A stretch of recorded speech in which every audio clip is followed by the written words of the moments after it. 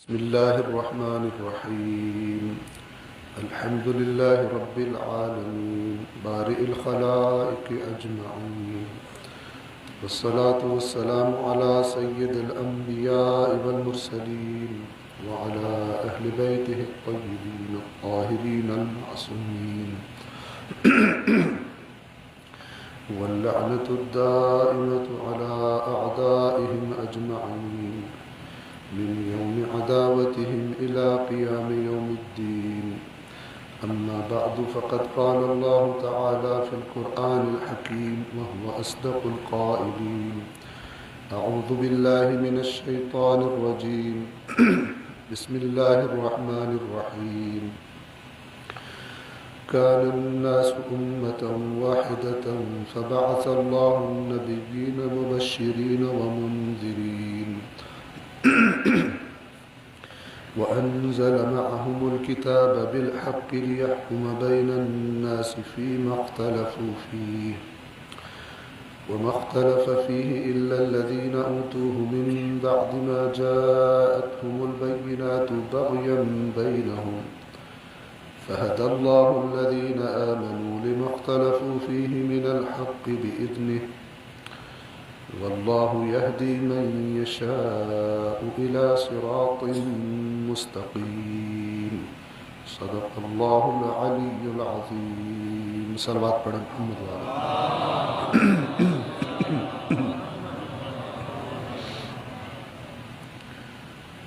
گفتگو کے سلسلے کو جہاں سے رکا تھا آگے بڑھانے سے پہلے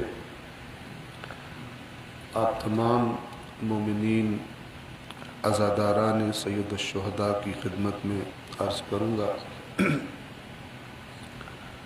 کہ دیکھیے، ماہ محرم میں ایام عزا میں بالخصوص، ویسے تو سارا سال ساری زندگی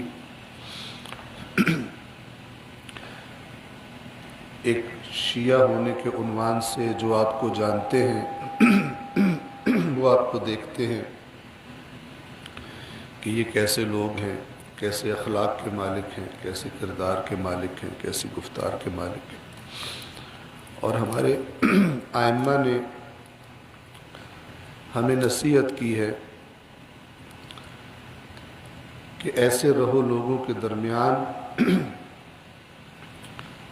کہ تمہاری باتیں، تمہارے کام ہمارے لیے باعث زینت ہوں. لوگ تمہیں دیکھیں بالکل ایسے ہی جیسے کوئی بچہ بہت خوش اخلاق ہو تو اس کا اخلاق دیکھ کر لوگ کہتے ہیں ماں باپ کتنے اچھے تربیت کرنے والے. حدیث میں امام کے بھی یہ لفظ کہ دوسروں کے ساتھ ایسا رویہ رکھو کہ تمہیں دیکھ کر ان کی زبان سے میرے لیے دعا نکلے. رحم اللہ جعفرا، امام جعفر صادق پر اللہ رحم کرے. رحمتیں نازل کرے خدا اس ہستی پر جس نے ایسے لوگ تربیت کی.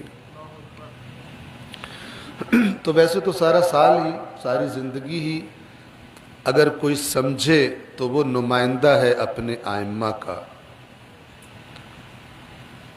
ایک کسی بھی اسکول کا، کالج کا اسٹوڈنٹ جب تک اس کالج میں ہوتا ہے، جہاں بھی ہو اس کا نمائندہ ہوتا ہے. تو جو بات میں عرض کرنا چاہتا ہوں بالخصوص ان ایام عزا میں، یہ جو آزمائش ہے جس کا نام کرونا وائرس ہے، یہ جو وبا پھیلی ہوئی ہے، اور آپ جانتے ہیں کہ ابھی محرم الحرام شروع ہونے سے پہلے کراچی میں لاک ڈاؤن کیا گیا احتیاطی تدبیر کے طور پر.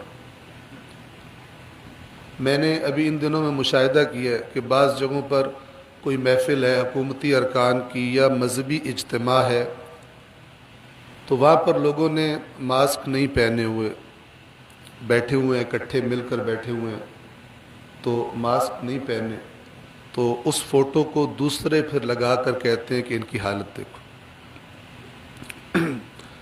اور آپ کو پتہ ہے پاکستان کے ماحول میں ایک دوسرے کی خوبی دیکھنے کا رواج کم ہے، عیب ڈھونڈنے اور نکالنے اور اس پر تنقید کرنے کا رواج بہت زیادہ ہے۔ میں آپ سے گزارش کروں گا کم از کم ان 10 دنوں میں، جن میں سے 6 تو گزر گئے،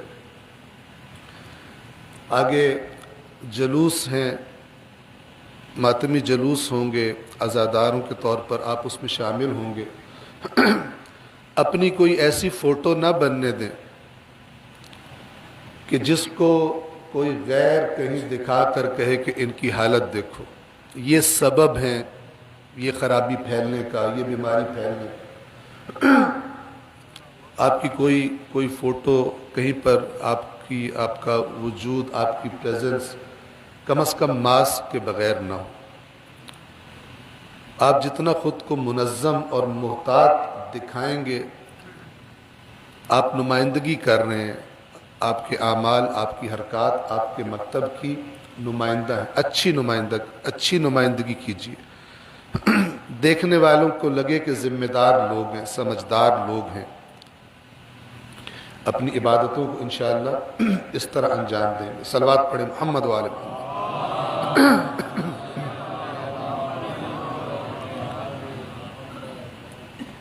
ہم امام مظلوم کے وارث انبیاء ہونے پر بات کر رہے ہیں، اور اس سلسلے میں ہم یہ بیان کرنے کی کوشش کر رہے ہیں کہ جو سمجھنا چاہتا ہے حسین کون ہے اور کیا چاہتے تھے، اس کے لیے لازم ہے کہ وہ سمجھے جس کے وارث حسین تھے وہ کون تھا اور کیا چاہتا تھا، ورنہ امکان ہے غلط تعارف کروا دیا جائے امام حسین کا، غلط تعارف کروا دیا جائے۔ علم حضرت عباس کا ممکن ہے غلط تعارف کروا دیا جائے، اور آپ جب بھی علم کو دیکھیں آپ کے ذہن میں اپنے فائدے آئیں، علم والا، اس کی شجاعت، اس کی وفا، اس کی عزت، اس کا دین، اس کا ایمان، اس کی اقدار وہ ذہن میں آئیں نا۔ علم کو دیکھ کر، علم کے قریب جا کر کیا چیز ذہن میں ہو؟ کچھ لینا ہے، لیکن وہ جس نے یہ علم میدان کربلا میں اٹھایا ہوا تھا اس کی اصل شخصیت ذہن میں نہ آئے تو بہت گھاٹے میں پڑ گیا ایسا شخص، مرد ہو یا عورت ہو، جو علم کو صرف اپنی منتوں مرادوں کا ذریعہ سمجھتا ہے، بہت نچلی سطح پہ گر گیا ہے۔ اصل علم کس چیز کی علامت ہے؟ امام وقت کے ساتھ وفا کی۔ سخت ترین حالات میں ہر طریقے سے امام وقت کی اطاعت کرنا، اس کی علامت ہے پرچم عباس۔ اگر صحیح تعارف نہیں ہے تو پھر جو لینا ہے وہاں سے وہ نہیں لے سکیں، بہت کمتر کے سودے پر انسان ساری عمر گزار دے گا، لہذا نبوت سمجھنا ضروری ہے۔ آج کی مجلس میں چند آیات آپ کو سنانا چاہتا ہوں، ان کے لیے کہ کاش یہ بات سمجھ آ جائے ان لوگوں کو کہ جو محرم کے ایام میں، میں یوں کہوں گا کہ شیعوں کے بغض میں، شیعوں کو اپنی دانست میں تکلیف پہنچانے کے لیے اور تنگ کرنے کے لیے حملہ کر دیتے ہیں شاعر حسینی پر، حملہ کر دیتے ہیں، مشکوک بنانے کی کوشش کرتے ہیں امام حسین علیہ السلام کے قیام کو، ان کے مقصد کو، ان کے ہدف کو۔ آپ دیکھتے رہتے ہیں، اب بھی کچھ لوگ ایسا کر رہے ہیں، اگرچہ اکثریت برادران اہل سنت حب خاندان رسول کو اپنے ایمان کا جز سمجھتے ہیں اور دفاع کرتے ہیں، ڈیفینڈ کرتے ہیں، اور اس قسم کے جو عناصر ہیں جو بہت کم ہیں، لیکن بالآخر آپ نے سنا ہے ایک بھی مچھلی سارے تالاب کو گندا کر سکتی ہے. تو ایسی گندی مچھلیوں کے خلاف جو خاندان رسول پر زبان درازی کرتے ہیں اور ان کے مقام کو نیچے لانے کی کوشش کرتے ہیں، ان کا دفاع کرتے ہیں برادران اہل سنت. تو ان اعتراضات میں سے ایک اعتراض آج کی اس مجلس میں چاہتا ہوں کہ آپ کے سامنے بیان کروں، اس کا جواب بھی قرآن مجید سے آپ کی خدمت میں عرض کروں. اعتراض کیا ہے؟ مشہور و معروف آیت کریمہ ذَلِكَ الَّذِي يُبَشِّرُ اللَّهُ عِبَادَهُ الَّذِينَ آمَنُوا وَعَمِلُوا الصَّالِحَاتِ. اس سے پہلے جنت کا ذکر ہے، وَالَّذِينَ آمَنُوا وَعَمِلُوا الصَّالِحَاتِ فِي رَوْضَاتِ الْجَنَّاتِ. جنتوں کے باغوں میں ہوں گے جو ایمان لائے اور عمل صالح انجام دیے. لَهُمْ مَا يَشَاءُونَ عِنْدَ رَبِّهِمْ. ان کے رب کے پاس جو وہ چاہیں گے ان کے لیے ہوگا. ذَلِكَ هُوَ الْفَضْلُ الْكَبِيرُ. یہ بہت بڑی فضیلت ہے، بہت بڑا فضل ہے اللہ کا جو ان کو عطا ہوگا. اور پھر قرآن فرماتا ہے ذَلِكَ الَّذِي يُبَشِّرُ اللَّهُ. یہ وہ چیز ہے جس کی اللہ خوشخبری دیتا ہے. کن کو؟ عبادہ الذین آمنوا وعملوا الصالحات. اپنے ان بندوں کو جو ایمان لائے اور نیک عمل انجام دیے. قل لا اسألکم علیہ اجرا.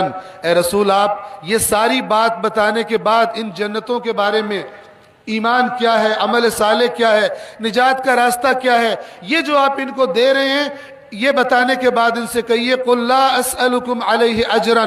میں اس نبوت کا، اس پیغام پہنچانے کا تم سے کوئی اجر نہیں مانگتا الا المودۃ فی القربى، سوائے اپنے قریبی رشتہ داروں کی محبت. محمد وعلى محمد تنزل صلوات.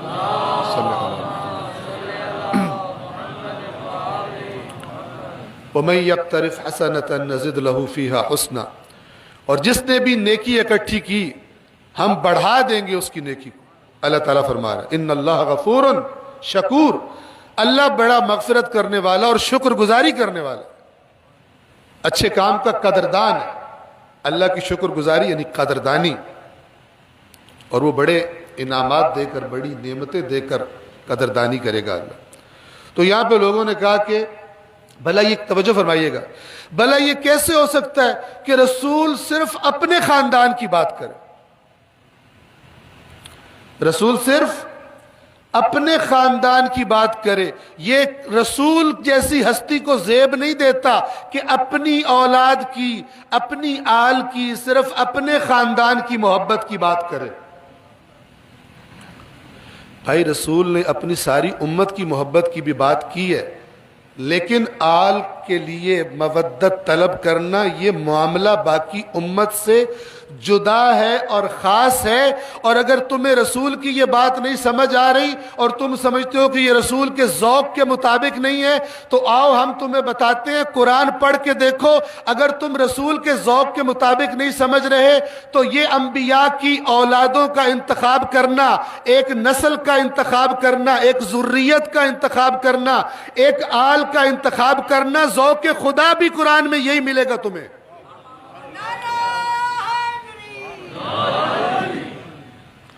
سورہ آل عمران کیا فرماتا ہے اللہ؟ ان اللہ اصطفى آدم و نوحا. بے شک اللہ نے چن لیا. اصطفیٰ انتخاب کر لینا، چن لینا، منتخب کر لینا. آدم کو، و نوحا اور نوح کو، و آل ابراہیم. اللہ نبیوں کی آل کو چنتا ہے. آپ کا ذوق ٹھیک نہیں ہے. وآل عمران علی العالمین. آل ابراہیم اور آل عمران کو اللہ نے عالمین پر چن لیا. توجہ فرما رہے. عمران حضرت مریم کے والد ہیں، چونکہ اگلی آیات یہ بتاتی ہیں اذ قالت امرأۃ عمران رب انی نذرت لک ما فی بطنی، کہ جب عمران کی بیوی نے کہا کہ اے اللہ جو میرے شکم میں ہے بچہ اس کو میں وقف کر رہی ہوں. اور پھر ان کے ذہن میں بیٹا تھا، بیٹی پیدا ہو گئی جناب مریم، اور داستان طولانی ہے۔ لیکن قرآن کم از کم پہلے دیکھ لو کہ اللہ کسی خاندان کا انتخاب کرتا ہے یا خاندان کا انتخاب کرنا ذوق خدا نہیں ہے۔ اگر ذوق خدا پاؤ قرآن میں ایسا کرنا تو پھر یہ نہ کہو کہ اپنے خاندان کی بات کرنا نبی کا ذوق نہیں ہو سکتا۔ نبی کا بھی ذوق ہے، اللہ کا بھی ذوق ہے، تمہارے ذوق میں پرابلم ہو گئی۔ توجہ فرما رہے ہیں؟ اور پھر یہاں پہ میں کہوں گا کہ جن انبیاء، میں کچھ آیات آپ کو یہاں سے تلاوت کر کے سنانا چاہتا ہوں تاکہ آپ کے ذہن میں انشاءاللہ یہ رہے۔ یہ سورۃ الانعام ہے اور اس کی آیت نمبر 83 سے 83 سے میں پڑھ رہا ہوں۔ وَتِلْكَ حُجَّتُنَا آتَيْنَاهَا إِبْرَاهِيمَ عَلَىٰ قَوْمِهِ، اور یہ ہماری حجت تھی جو ہم نے ابراہیم کو اس کی قوم پر عطا کی۔ نرفع درجات من نشاء، جس کے ہم چاہتے ہیں درجات کو بلند کر دیتے ہیں۔ ان ربک حکیم علیم، بے شک تیرا رب حکمتوں والا ہے، وہ جانتا ہے کس کا درجہ کیا بنتا ہے اور وہ علم رکھنے والا ہے۔ وَوَهَبْنَا لَهُ إِسْحَاقَ وَيَعْقُوبَ، بس یہ بات یاد رکھیے، یہ انبیاء کی اولادوں کی ذریت کی بات ہو رہی ہے۔ ان میں اور ہمارے نبی میں فرق یہ ہے، اور ان کی اولادوں اور ہمارے نبی کی آل میں فرق یہ ہے کہ ان کے بعد نبیوں نے آنا تھا، ہمارے نبی کے بعد کسی نبی نے نہیں آنا تھا۔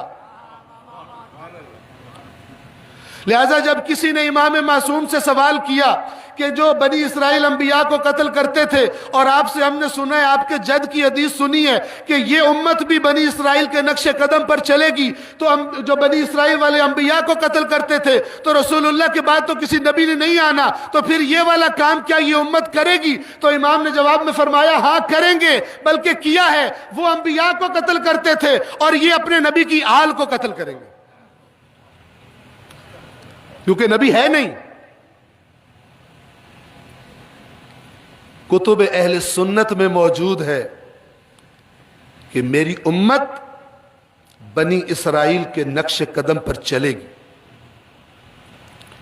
وہ خرافات آئیں گی ان میں، وہ گمراہیاں آئیں گی ان میں، اور اتنا کلیئر کیا کہ ایک جانور کا نام لیا اور کہا کہ اگر بنی اسرائیل اس کی بل میں گھسے ہوں گے، اس کے سوراخ میں جہاں وہ رہتا ہے، تو میری امت بھی اس بل میں گھس کے رہے گی۔ اتنا یہ فالو کریں گے بنی اسرائیل، ان کے نقش قدم پر چلیں گے، ان کی خرافات میں، ان کے غلط نظریات میں، ان کی گمراہیوں میں۔ اور بنی اسرائیل کی بھی ایک بڑی بنیادی گمراہی کیا تھی؟ ہر طرح کی کرپشن کرنے کے باوجود جنت کا ٹھیکیدار صرف اپنے آپ کو سمجھتے تھے۔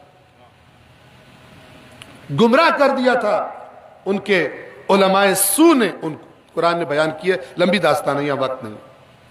بس فرق یہ ہے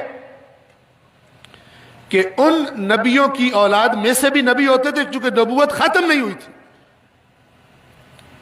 لیکن سرور کائنات پر نبوت ختم ہو گئی۔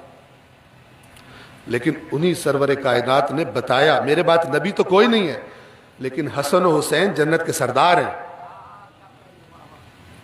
حسن و حسین جنت کے سردار ہیں، ان کی ماں نساء العالمین کی سردار ہیں، یہ دونوں جنت کے سردار ہیں، اور ان کا باپ ان دونوں سے افضل ہے۔ یہ بھی اسی نبی نے بتایا ہے، کتب شیعہ میں نہیں، کتب اہل سنت میں موجود ہے۔ یہ سب ہونے کے باوجود آپ اندازہ لگائیے اس کے ایمان کا کہ جو ان کو گھٹانے پہ تلا ہوا ہے، ان کے اعمال پر اعتراض کرنے پر تلا ہوا ہے۔ آیات سنیے، حضرت ابراہیم کا ذکر کیا، پھر فرمایا وَوَهَبْنَا لَهُ إِسْحَاقَ وَيَعْقُوبَ، اور پھر ہم نے اس کو اسحاق اور یعقوب دیے، دونوں نبی۔ اب اللہ سے بھی کہیے ایک خاندان سے کیوں نبی بنا رہا ہے، باقی نہیں ہے؟ آپ کہتے ہیں نا ذوق نہیں ہے یہ، تو اللہ تو وَوَهَبْنَا لَهُ إِسْحَاقَ وَيَعْقُوبَ کُلًّا هَدَيْنَا، سب کو ہم نے ہدایت کی، وَنُوحًا هَدَيْنَا مِن قبل، اور اس سے قبل ہم نے نوح کی ہدایت کی، وَمِن ذُرِّيَّتِهِ، اور نوح کی ذریت میں سے، نوح کی اولاد میں سے، داود وسلیمان وایوب ویوسف وموسیٰ وہارون۔ اللہ خاندان چنتا ہے۔ وَكَذَلِكَ نَجْزِي الْمُحْسِنِينَ، اور اسی طرح ہم محسنین کو، نیکوکاروں کو جزا دیتے ہیں.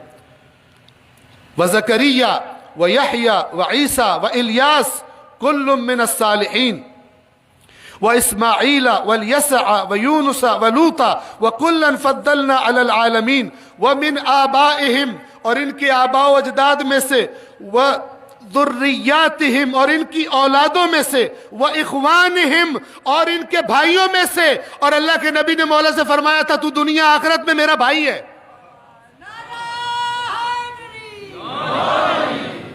جب انصار، سنیے گا، جب انصار و مہاجرین کو، یہ بھی کتب برادران اہل سنت میں موجود ہے، جب انصار اور مہاجرین کو، ایک مہاجر ایک انصاری کو بھائی بھائی بنا رہے ہیں، اخوت قائم کر رہے ہیں، نیا معاشرہ قائم کر رہے ہیں، سب کو بھائی بھائی بنا دیا، علی رہ گئے. سوال کیا یا رسول اللہ، آپ نے ہر مہاجر کو، ہر انصاری کا بھائی بنایا ہے، مجھے کسی کا بھائی نہیں بنایا. تو وہاں پر رسول اللہ نے فرمایا علی تو دنیا و آخرت میں میرا بھائی ہے. یہ رتبہ علی کا دکھائی نہیں دیتا. اور پھر آیت مباہلہ نے تو بات ختم کر دی. نفس نبی، انفسنا جمع کا لفظ ہے. جمع کا مطلب یہ ہوتا ہے کہ مثلا اوپن ہے، جتنے لے آئے آپ، جن کو آپ اپنی جان سمجھتے ہیں لے آئیں، جن کو آپ نفس نبی سمجھتے ہیں لے آئیں. نبی کتنوں کو لے کر آیا؟ صرف ایک علی کو.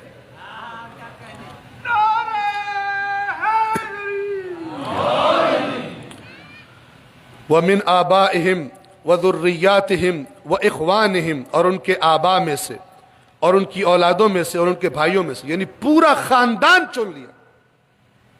کس لیے؟ دین کی خدمت کے لیے. لہذا اللہ کے نبی نے فرمایا الحسن والحسین امامان، یہ میرا حسن، یہ میرا حسین، یہ دونوں امام ہیں. قاما او قعدا، چاہے قیام کریں چاہے بیٹھ جائیں، یہ دونوں امام ہیں، چاہے قیام کریں چاہے قعود کریں، بیٹھ جائیں. یہاں بیٹھنے سے مراد قیام نہ کرنا ہے. یہ ڈیسائیڈ کریں گے اس زمانے میں، اس وقت میں امت کی بہتری کس میں ہے، کیا کرنا ہے. لہذا جب حسن بیٹھیں گے تو ساتھ حسین بھی بیٹھیں گے. اس لیے کہ حسین کے بھی ان دنوں میں امام حسن ہے. توجہ فرما رہے ہیں. اور امام وقت سے آگے کوئی نہیں بڑھ سکتا. ان کی نافرمانی، ان کے ساتھ رائے کا اختلاف کوئی نہیں کر سکتا. وَاجْتَبَيْنَاهُمْ، اور ہم نے ان کو چن لیا. وَهَدَيْنَاهُمْ إِلَى صِرَاطٍ مستقیم، اور ان کو چن کر ہم نے صراط مستقیم کی طرف ہدایت کر دی. ایسی ہدایت کہ جس کے نتیجے میں پھر یہ ساری انسانیت کی ہدایت کرتے تھے. یہ سب ایک ہی نقطے پر پہنچانے والی باتیں ہیں جو اللہ کے نبی فرما رہے ہیں قرآن اور اپنی اہل بیت چھوڑ کے جا رہا ہوں تمہارے درمیان. لہذا کوئی یہ نہ کہے کہ یہ صرف اپنے خاندان کی بات کرے رسول اللہ، یہ تو اچھی بات نہیں ہے، یہ تو نبی کا ذوق نہیں ہوتا. جو یہ کہتا ہے یا اسے قرآن کا پتہ نہیں ہے، یا جان بوجھ کے جانتے ہوئے اس بات کا انکار کرتا ہے کہ یہ بدترین شکل ہے اللہ کے بتائے ہوئے قانون کے انکار کی. صلوات پڑھیے محمد والے.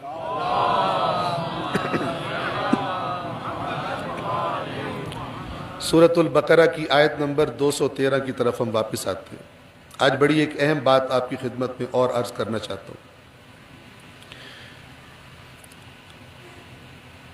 کیا فرمایا؟ کان الناس امتا واحدتا، لوگ ایک امت تھے. فبعث اللہ النبیین مبشرین ومنذرین، اور تو اللہ نے نبیوں کو مبعوث فرمایا خوشخبریاں دینے والے اور خبردار کرنے والے.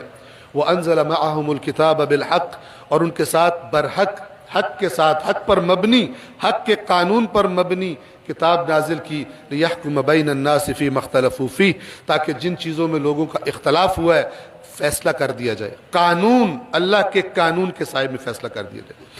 پھر فرمایا وَمَا اخْتَلَفَ فِيهِ إِلَّا الَّذِينَ أُوتُوهُ مِن بَعْدِ مَا جَاءَتْهُمُ الْبَيِّنَاتُ، اور افسوس کہ اختلاف نہ کیا اس کتاب کے بارے میں مگر انہی لوگوں نے، اس آئین میں اختلاف نہ کیا مگر انہی لوگوں نے جن کو یہ کتاب عطا کی گئی تھی۔ اس اختلاف کا سبب کیا بنا؟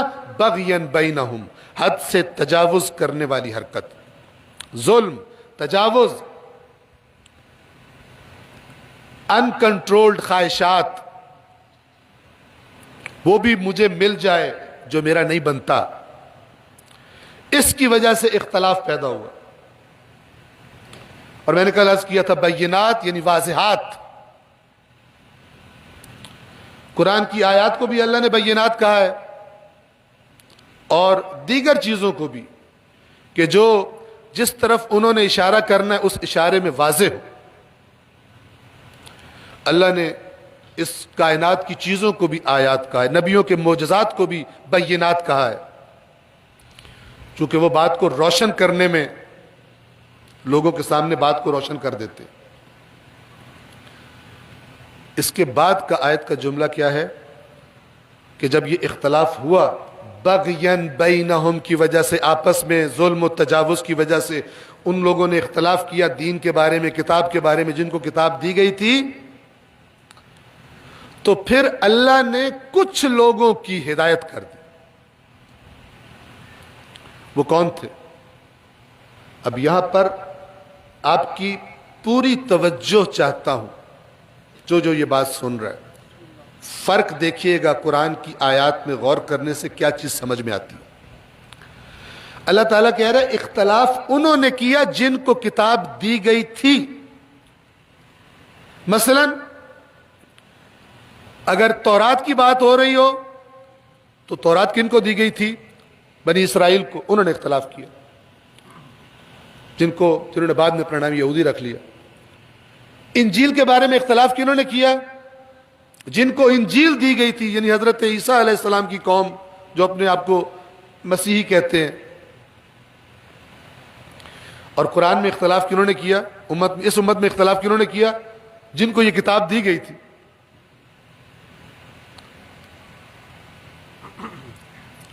میں بات خدا کرے آپ کو سمجھا پاؤں، اگلے حصے میں آیت کی اللہ کیا فرما رہے؟ فَهَدَى اللَّهُ الَّذِينَ آمَنُوا لِمَا اخْتَلَفُوا فِيهِ مِنَ الْحَقِّ بِإِذْنِهِ، اللہ نے یہ جن کو کتاب دی گئی تھی اور یہ آپس میں اختلاف کر رہے تھے، ان میں سے اللہ نے ان کو اپنے امر سے، اپنے اذن سے ان کو ہدایت کر دی جو ایمان والے تھے۔ کیا مطلب؟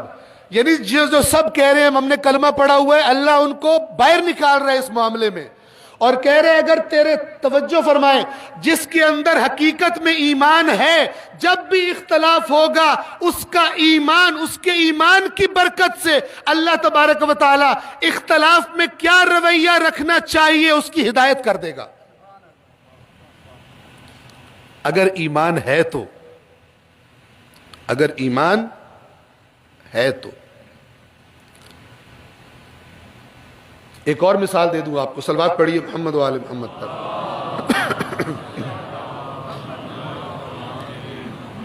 یہ نقطہ سمجھا پاؤں۔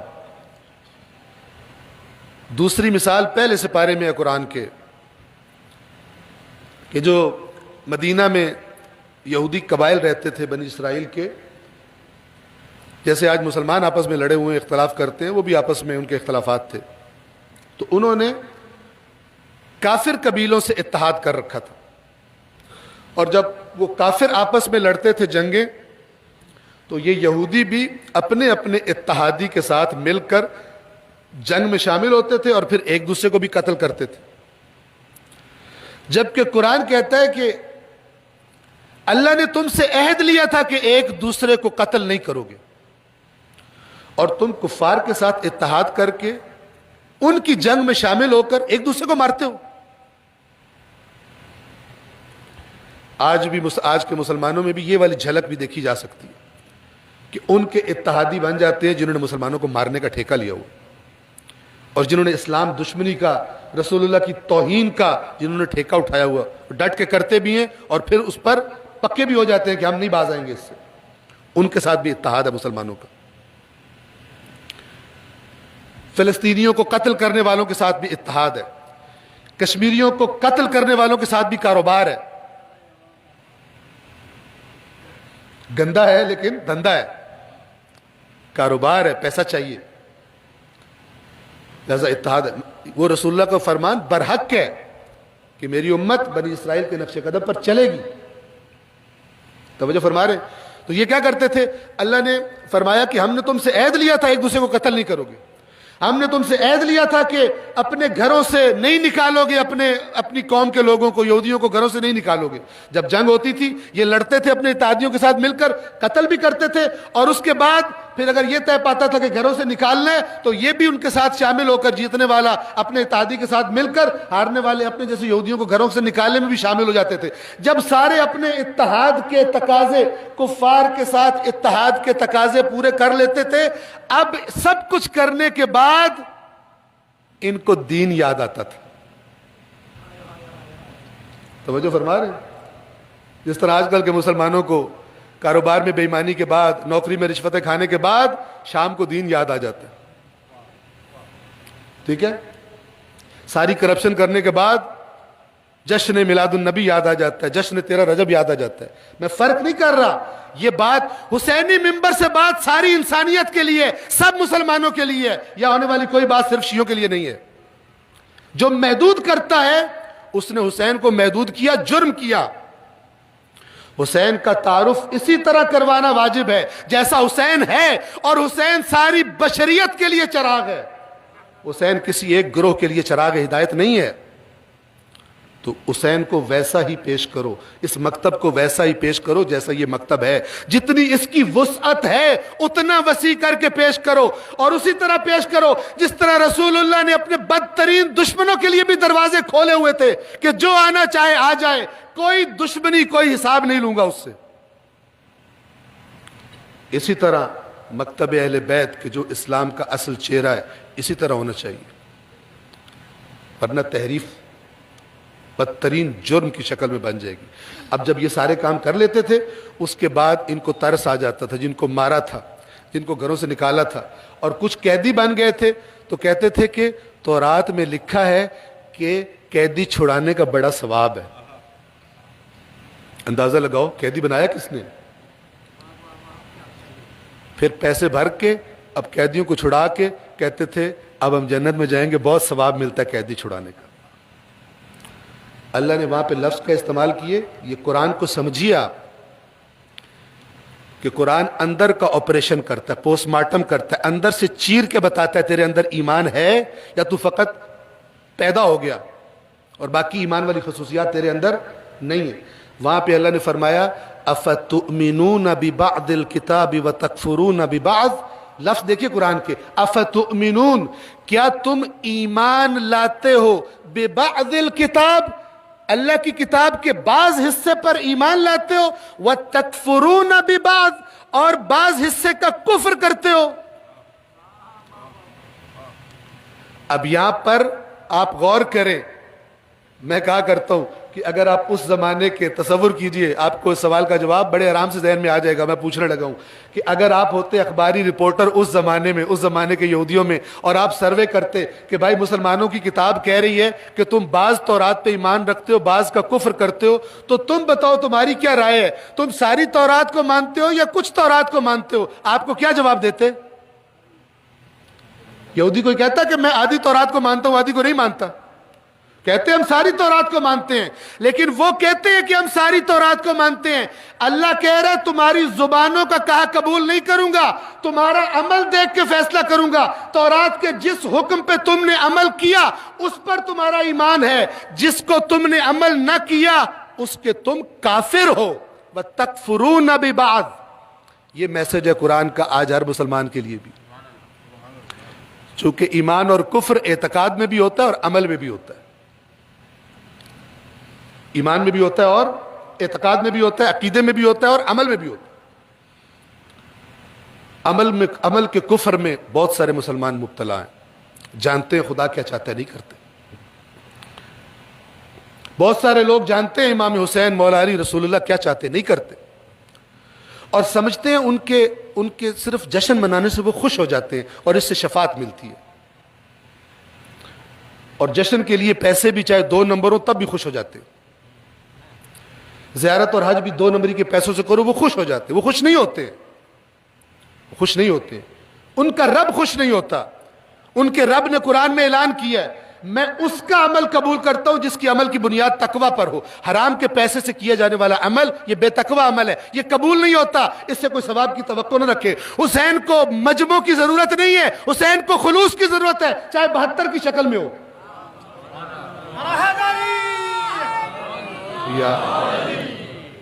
حسین کو رش کی ضرورت نہیں ہے, مجمع کی ضرورت نہیں ہے, شور زیادہ کی ضرورت نہیں ہے, خلوص کی ضرورت ہے چاہے تھوڑے سے ہو.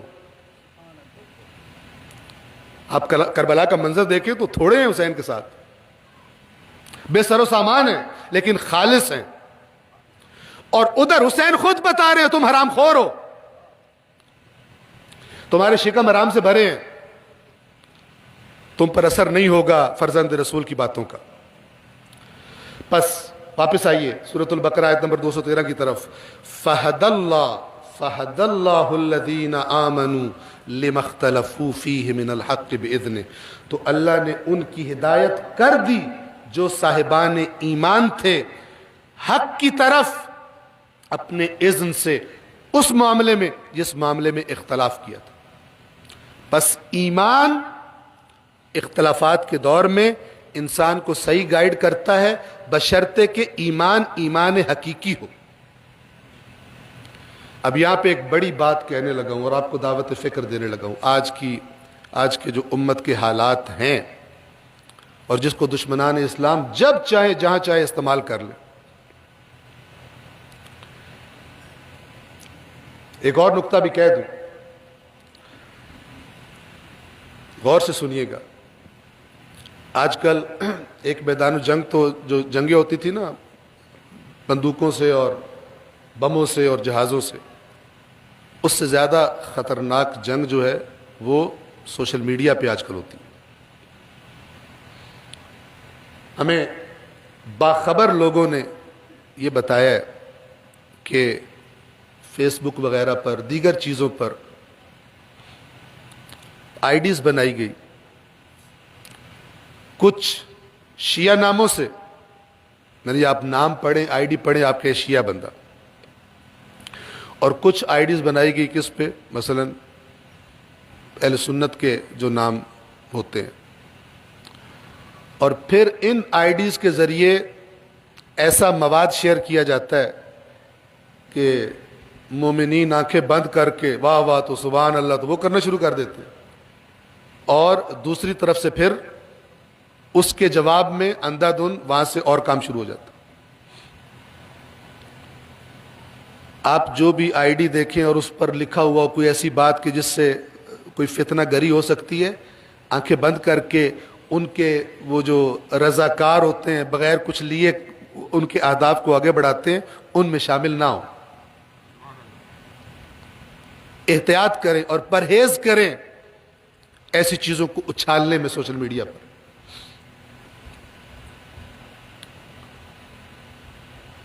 نقصان ہوگا, نقصان ہو چکا ہے. میں مثال دوں گا اس کی جو ساری دنیا کے لیے مثال ہے اس آیت کے حصے کے لیے. فَهَدَى اللَّهُ الَّذِينَ آمَنُوا لِمَا اخْتَلَفُوا فِيهِ مِنَ الْحَقِّ بِإِذْنِهِ. رسول اللہ کے دنیا سے جانے کے بعد جب اختلاف ہوا, میں اپنے مولا علی کی بات کروں گا جو امیر المؤمنین ہیں, صاحبان ایمان کے سردار ہیں, رسول اللہ پر پہلے ایمان لانے والے ہیں, سب سے پہلے. جب اختلاف ہوا رسول اللہ کے بعد تو آپ نہ دیکھیں کس نے کیا کیا کس نے کیا کیا, آج کیا ہو رہا ہے, یہ ہو گیا وہ ہو گیا. آپ اگر ہدایت چاہتے ہیں اس اختلاف کے بارے میں تو آپ کو علی کی سیرت میں ہدایت مل جائے گی. آپ جتنے لوگ بیٹھے ہیں میں آپ سے گزارش کروں گا کہ 25 سال جو مولا علی علیہ السلام نے گزارے ہیں خلیفہ اول, خلیفہ ثانی, خلیفہ ثالث کے ایام میں, علی کی سیرت پڑھیے.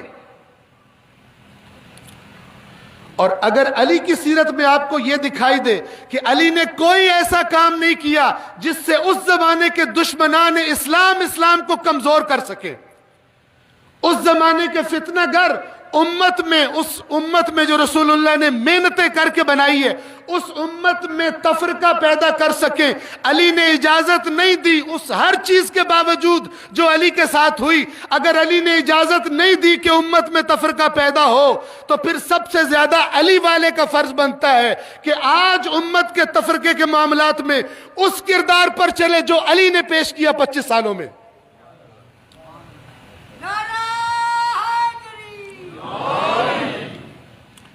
تھوڑا سا اپنے سامنے بیٹھے ہوئے مومنین کو ہنسانے کے لیے اور ان کو 2-3 نعرے مروانے کے لیے ہٹ کرنا، کسی پر تمسخر اڑانا، مذاق کرنا، نکتے لگانا، یہ خیانت ہے۔ آج یہ خیانت ہے۔ اللہ گواہ ہے، جناب امیر المومنین کی سیرت گواہ ہے۔ اگر امیر المومنین اس قسم کی تقاریر اپنے ماننے والوں سے شروع کروا دیتے تو آج امت کی یہ صورتحال نہ ہوتی، یہ امت شاید موجود ہی نہ ہوتی۔ اتنے طاقتور دشمن تھے اس زمانے میں جو انتظار کر رہے تھے کہ رسول ان کا دنیا سے گیا ہے، اب وقت ہے کہ ان میں تفرقہ پیدا ہو اور ان پر اکٹھا حملہ کیا جائے، ان کو ختم کر دیا جائے۔ لیکن میرا سلام اپنے مولا پر، سلام اپنے مولا پر۔ ایک جنگ پر خلیفہ ثانی جانا چاہتا ہے، فتح نہیں ہو رہی، لوگوں سے مشورہ کرتے ہیں، لوگ مشورہ دیتے ہیں کہ آپ خود جائیں۔ خلیفہ کی اپنی رائے بھی یہ ہے کہ میں جاؤں۔ اب آپ سوچئے کہ علی نے کیسا رویہ رکھا ہوا ہے کہ خلیفہ اپنی رائے کو فائنل کرنے سے پہلے کہتا ہے میں ابو تراب سے ضرور پوچھوں گا۔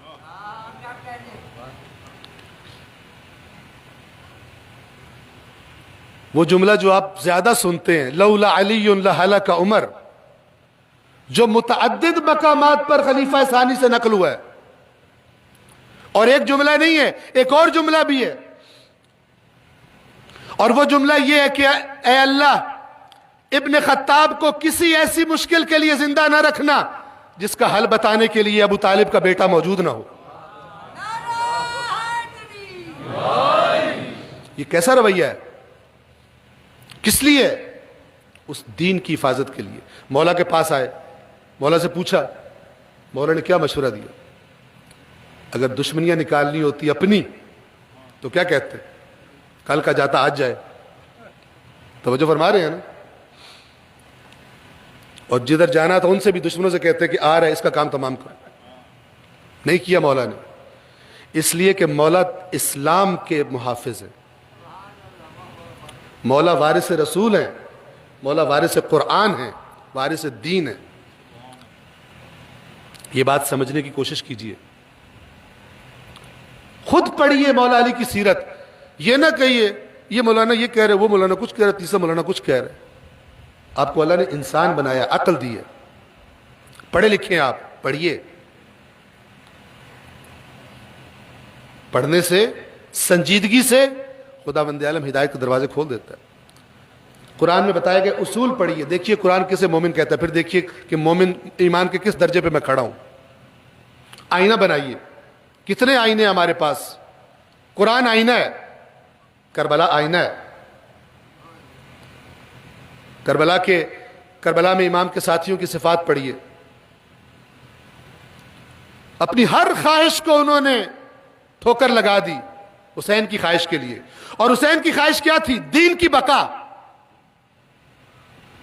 یہ قیمتی ترین چیز جو بشریت کے لیے اللہ کا آخری پیغام ہے، یہ محفوظ رہے، قیامت تک کے آنے والے انسانوں کے لیے محفوظ رہے۔ حسین منی وانا من حسین کی تفسیر کربلا میں کی۔ توجہ فرما رہے ہیں؟ تو مولا نے کیا مشورہ دیا؟ توجہ کریں، مولا نے فرمایا کہ آپ نہ جائیں، کیونکہ اگر آپ جائیں گے دشمن زور لگائے گا کہ تمہیں قتل کر دے، اور اگر اس حساس موقع پر خلیفہ قتل ہو گیا تو فوری طور پر کسی دوسرے پر، خلیفہ کے بعد کسی اور پر اکٹھا ہونے میں دیر لگے گی اور دشمن نقصان پہنچا دے گا۔ مسلمان جلدی اکٹھے نہیں ہوں گے فوری طور پر۔ ظاہر ہے جب اقتدار کی منتقلی ہو رہی ہوتی ہے بہت ساری مشکلات پیش آ سکتی ہیں، معاملات حساس ہوتے ہیں، ادھر سے دشمن کے ساتھ، طاقتور دشمن کے ساتھ جنگ ہو رہی ہے اور ادھر سے یہ مشکل پیش آ جائے تو اس موقع پر آپ نہ جائیں۔ مولا علی روک رہے ہیں کہ نہ جاؤ۔ کس کے لیے روک رہے ہیں؟ اسلام کی حفاظت کے لیے۔ ہو سکتا ہے سوالات ذہنوں میں پیدا ہوں، لیکن یہ وہ باتیں ہیں جو مسلم ہیں، یہ کوئی ضعیف حدیث نہیں ہے۔ سیرت امیر المومنین، اس خاص طور پہ 25 سال جو تینوں خلفاء کے زمانے میں گزارے ہیں، اگر آپ آج کے زمانے اس فرقہ واریت کی نفرت کے دور میں، جس میں دین کے اور مسلک کے نام پر ایک دوسرے کے ساتھ ہر قسم کی گناہ کو جائز سمجھا جاتا ہے، ہر جھوٹ، تہمت، ہر تمسخر، ہر حد کو کراس کرنا جائز سمجھا جاتا ہے کہ سابقاً یہودی بھی یہی کام کرتے تھے، دین کے نام پہ کرتے تھے، گمراہ تحریف شدہ دین کے نام پر۔ اگر اس فتنوں کے دور میں سیدھا راستہ دیکھنا چاہتے ہیں تو پھر علی کی سیرت پڑھیے، فتنوں کے دور میں صراط مستقیم علی آپ کو بتائیں گے۔ اور سنا سنایا علی نہیں، سنا سنایا علی نہیں، وہ علی جس کو آپ خود پڑھیں۔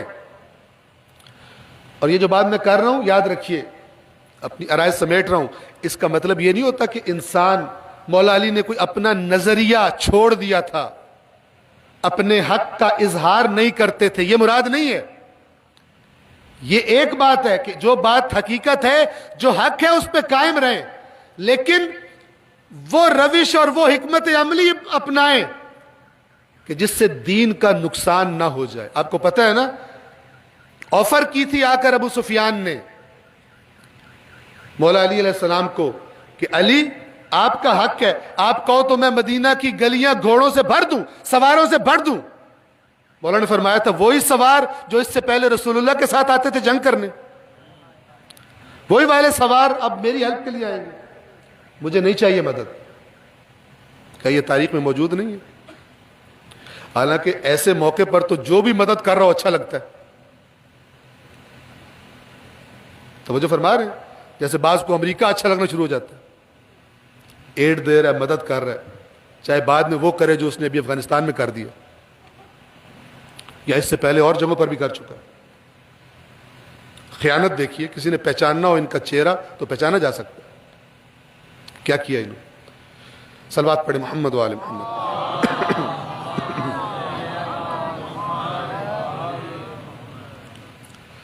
آج کے لیے اپنی آرائز کو میں یہیں پر روکتا ہوں۔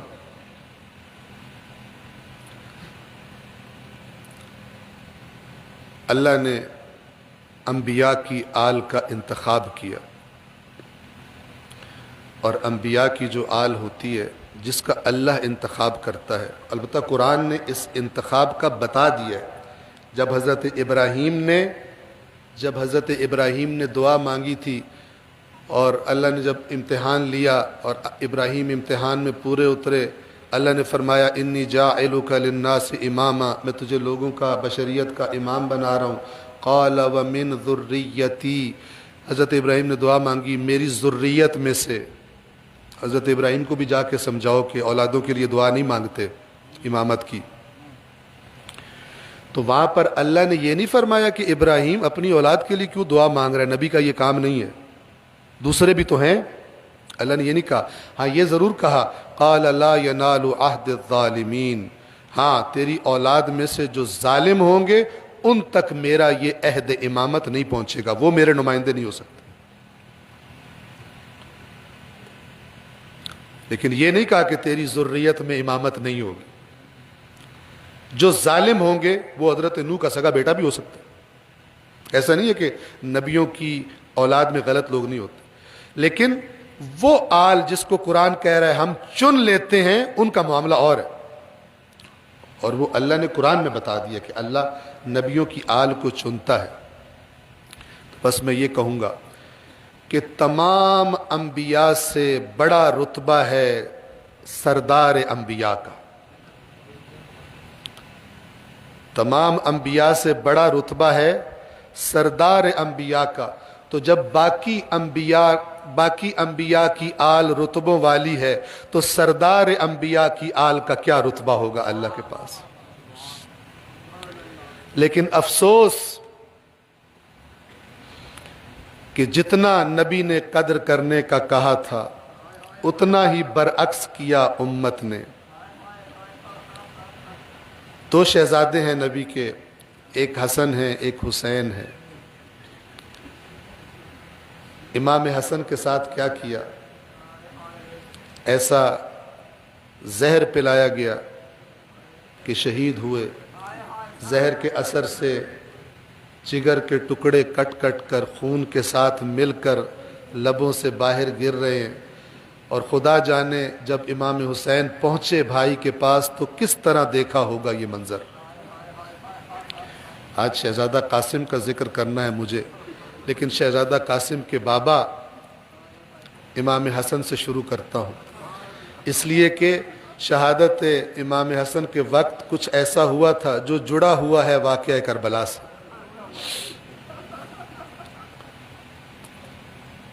आखिरी वक्त है मौला हसन का।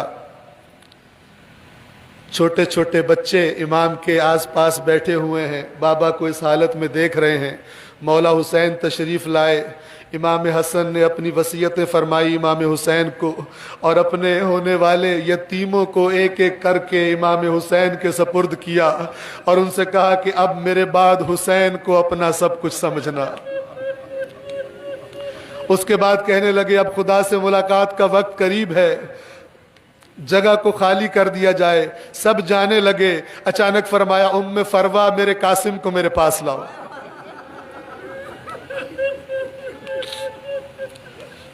तकरीबन 3 साल की उम्र है शहजादा कासिम की।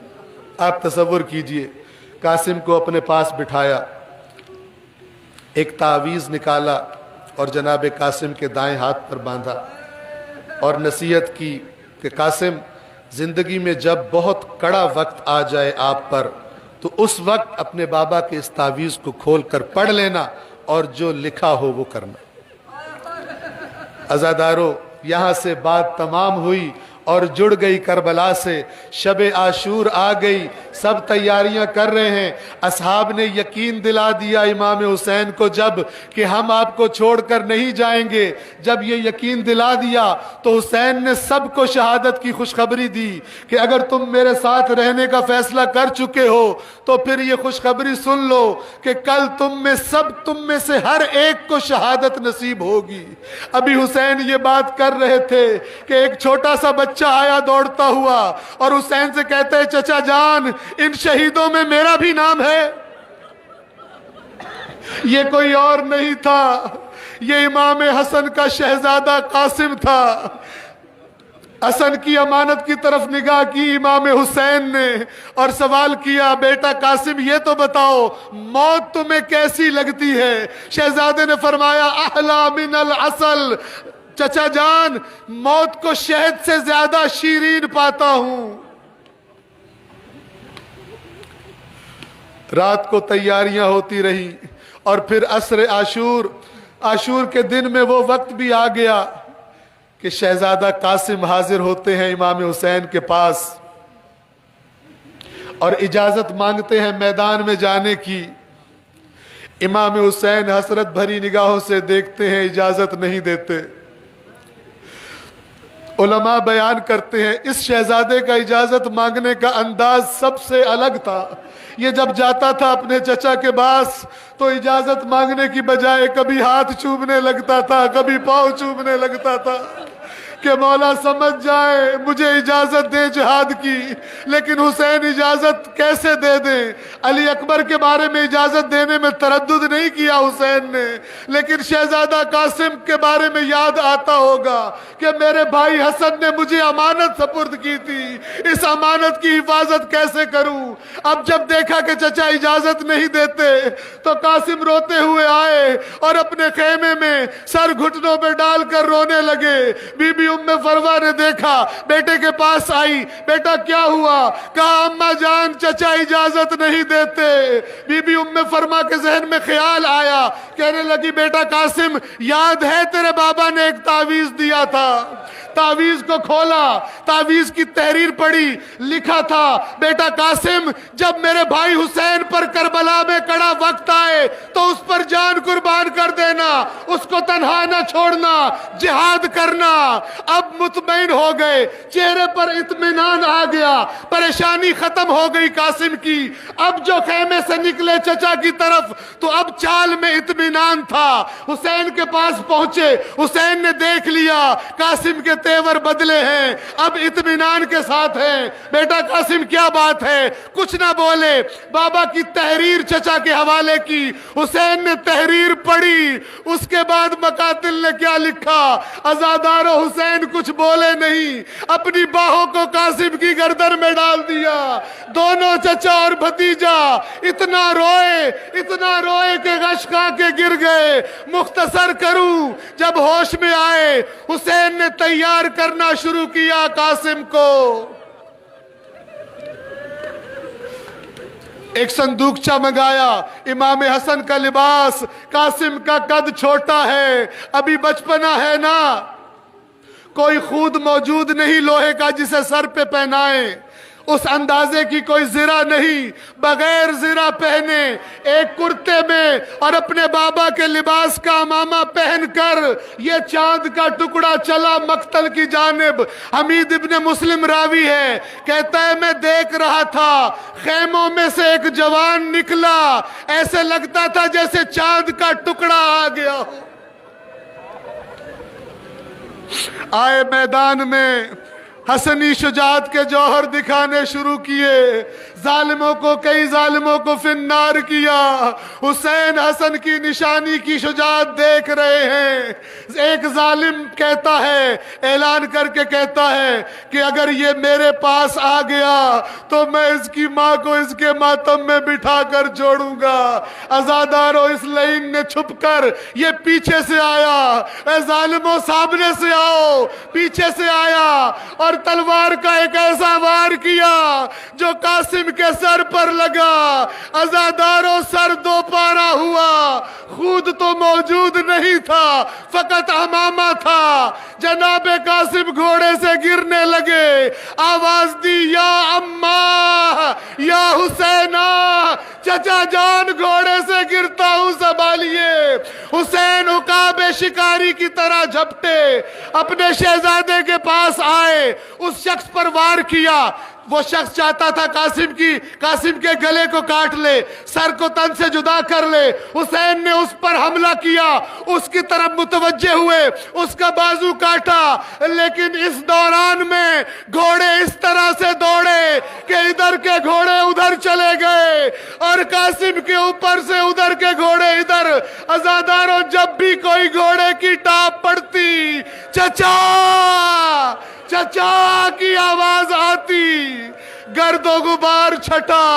چشم فلک نے کیا دیکھا؟ قاسم کا سر گود میں۔